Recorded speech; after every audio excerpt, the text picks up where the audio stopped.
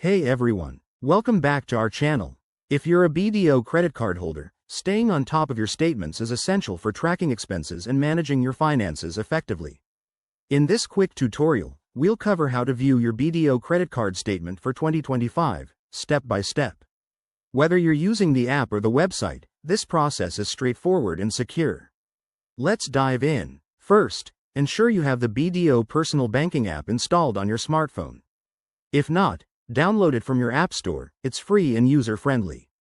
Once installed, open the app and log in with your registered username and password. For added security, make sure two-factor authentication is enabled. It's a simple extra step that protects your account. After logging in, you'll land on the dashboard. Look for the Credit Cards or Accounts section. Tap on it to proceed. If you have multiple cards, select the one you want to view the statement for. Next, find the Statements or e-Statements option, which is usually listed under your card details. Now, you'll see a list of available statements. Scroll or select the one for 2025. BDO typically provides monthly or yearly options in easy-to-read PDF format. Once you choose it, you can view the statement directly in the app or download it to your device for safekeeping. This way, you can check your transactions, payments, and balances at a glance. A few tips to make this smoother.